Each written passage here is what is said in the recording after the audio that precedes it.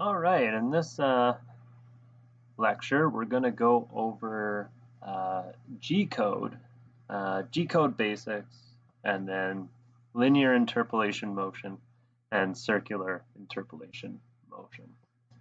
So this is a sample of G-code, and G-code is read in a machine block by block. So this would be a block. So a line of code is a block. Here's another block. And it reads the commands from left to right.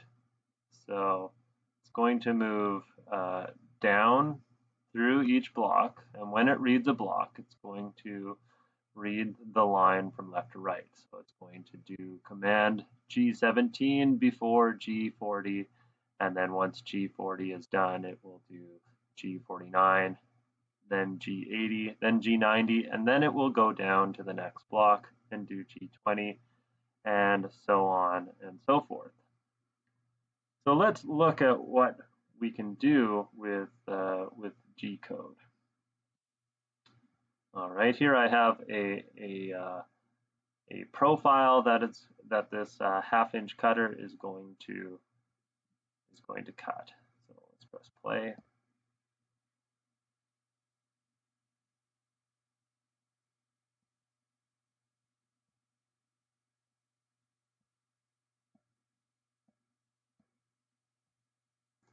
All right, so it's coming in and doing that side there. Then it's going to go around the radius and then go along the length there, and then cut around the corner. It's going to do this inside profile here, and then come on out and complete the path. So this CNC simulation can be written with G-code, and this is the actual code for that program. But before we get into this, let's go over some common startup functions and common functions for operating the G-code.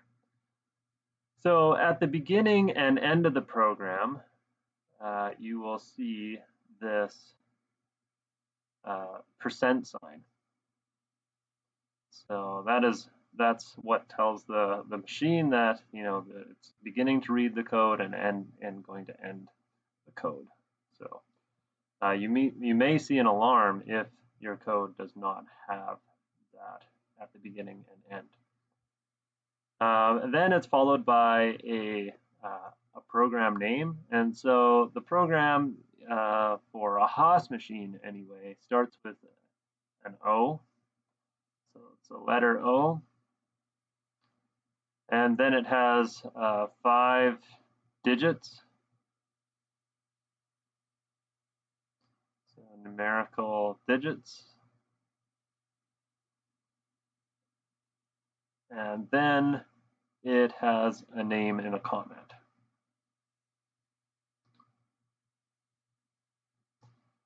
Name, I should say, as a comment. And a comment in G-code is surrounded by brackets. So if it's got brackets around it, it won't read it as a function or an operation or a command. It's just for the operator to read. Okay, so following this, before you run your program, you have to tell the machine what units you're working in. So are you working in inches, or are you working in metric? I think the units are millimeters. Okay, and then you usually need to select a couple of things and cancel some other things. So we're going to say that you're going to use rapid motions off the beginning. So G00 is rapid position motion. Okay, so that means that the machine is going to quickly go to XYZ coordinates, and it's not going to run at any certain feed rate. In fact, you don't need to specify a feed rate with a G00. Okay, that's followed by a G17, which is circular motion in the XY plane. So for a machine that has, a z-axis and then an x-axis and a y-axis, what you're saying is that the circular motion is going to be in the z-axis, and in the z-axis, and that the surface table is in the y and the x. So that's what G17 is.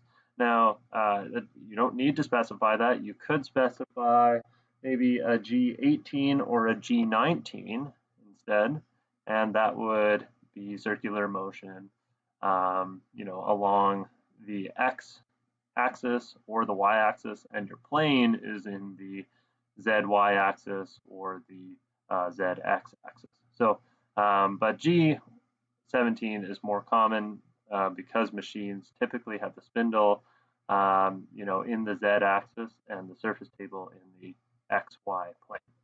So that's why G17 is more common, but not always the case.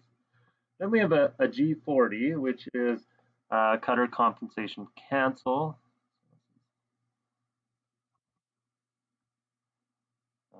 Cutter compensation cancel.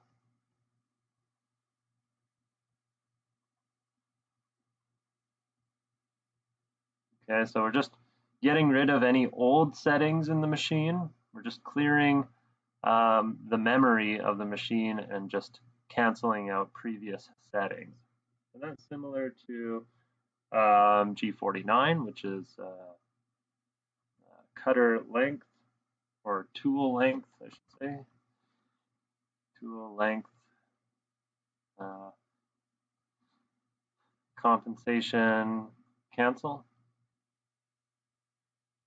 G80 is a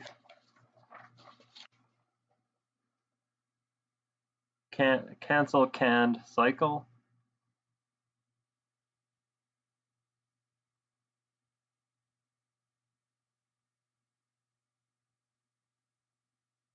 So this is just another previous setting. Whatever is in that previous setting of a canned cycle is going to be canceled. And then the G90 is an absolute positioning command. Absolute position command. All right. So this is typically your first line of code in your program. Just setting everything back to the default settings. So, and clearing the memory of the machine. All right. So then, if we want to get a tool, we need to select the tool change operation and select the tool number you want to get. So some machines only have one tool, but more commonly, tools need to be, or tools are stored in some sort of carousel, and they can be picked up by the machine. So this one says to get tool 1, and M06 is the tool change operation.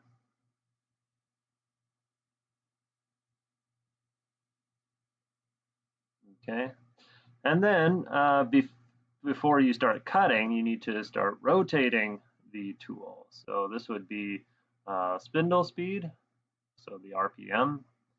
So spindle RPM.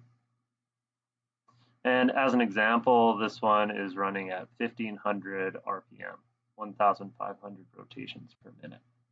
And the S is the the command to tell the spindle to go 1500 RPM. And then the MO3 is clockwise. So you want to spin clockwise, which is the case for most cutters. Most cutters have a clockwise tooth on it, or series of teeth on the cutter that are positioned to cut in the clockwise way, but not always the case. So there's a counterclockwise function.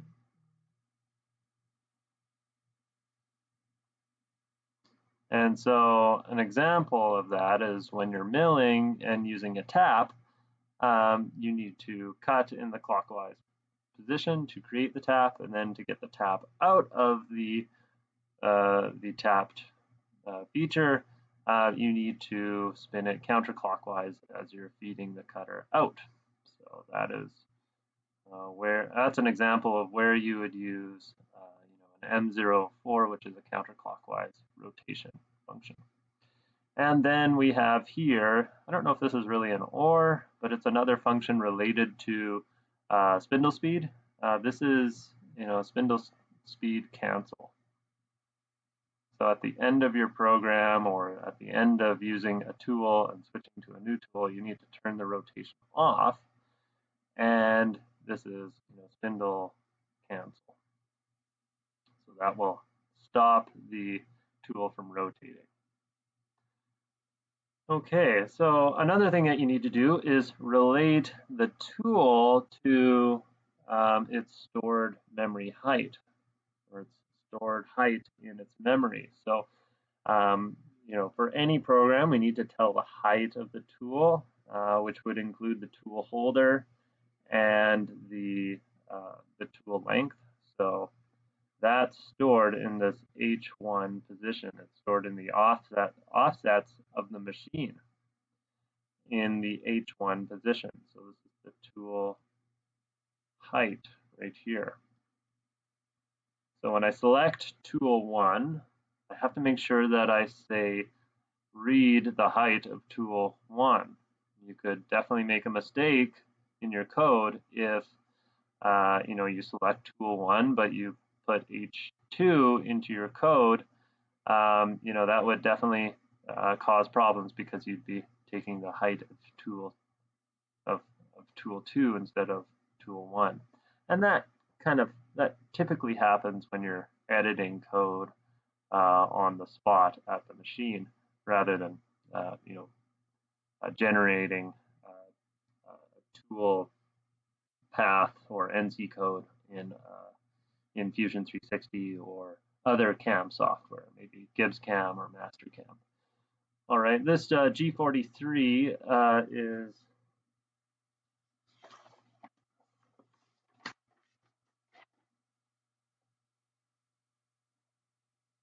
is tool length compensation. So tool length compensation in the plus direction. You may use G44, which is tool length compensation in the negative direction, but typically you use tool length compensation in the positive direction. All right, and when you're cutting on a mill, or on a CNC mill, if it has the ability to have coolant, which a lot of machines do, you can turn coolant on with an MO8 function. So this is coolant on, and then an MO9 function would be a coolant off. So You have to tell the machine to turn the coolant off at the end of the program, or typically when you change tools, you're going to turn the coolant off as well. Okay, so there's also work settings. So use the fixture or part coordinate system instead of the machine coordinate system or the absolute coordinate system. Up here, we specified absolute position command. Now, when we start to cut, we're going to switch to G54. So G54 is the work offset coordinate positioning number 1. So this is the work offset.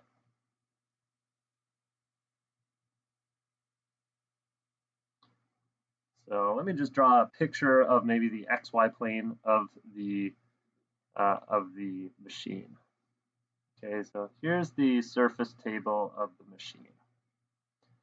And the machine's home position is right down here. So this is the absolute position of the machine. So here's the Y direction, and here's the X direction, and this is the 0 point, 0 in the X, 0 in the Y of the machine. But rarely would we specify this as our work offset, because we're going to place a fixture in the machine. So let's say we put the fixture right here. And our tooling program is going to run off of some sort of point on this fixture. Maybe the fixture is held down with a bushing right here, and maybe in 4 locations it's held down with bolts, and there's bushings through. So possibly you might have a G54 at the center of one of these points, a G54 work offset at the center of one of these points. And so instead of running the program and off of this point, you're going to now run the program with respect to this point. So this becomes the X0 and the Y0 of the program, and that's specified with the G54. Now, there are work offset coordinate positioning. There's 6 in total, going all the way to G59. So G54 through G59 are work offsets.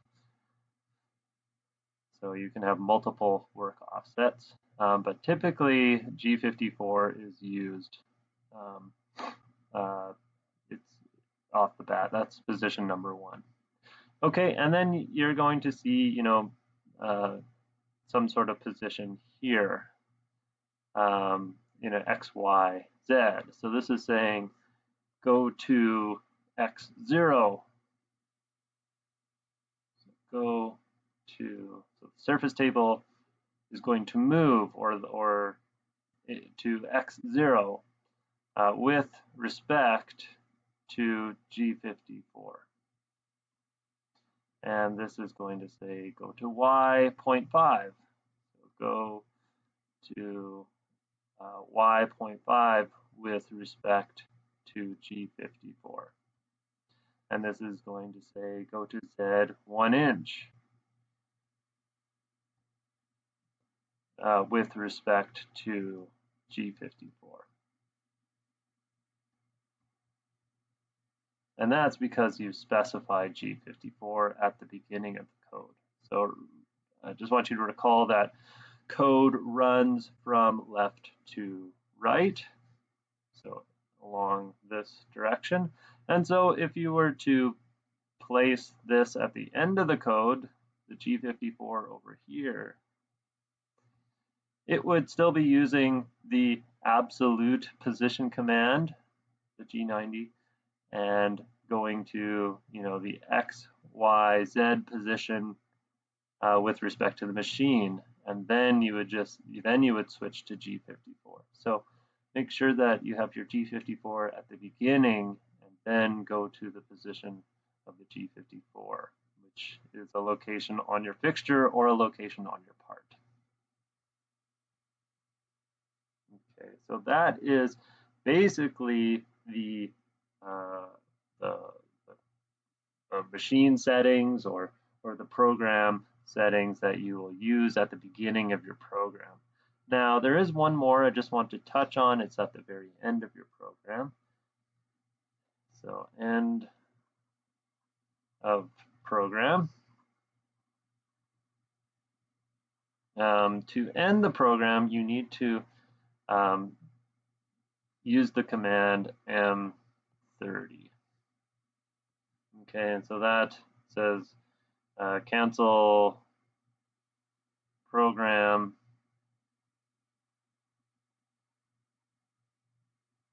and reset.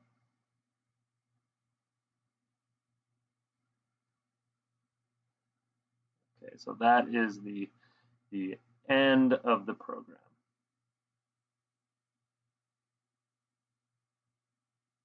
All right, so this concludes the video on the beginning functions of your CNC programming. And in the next videos, we're going to touch on linear interpolation motion and circular interpolation motion.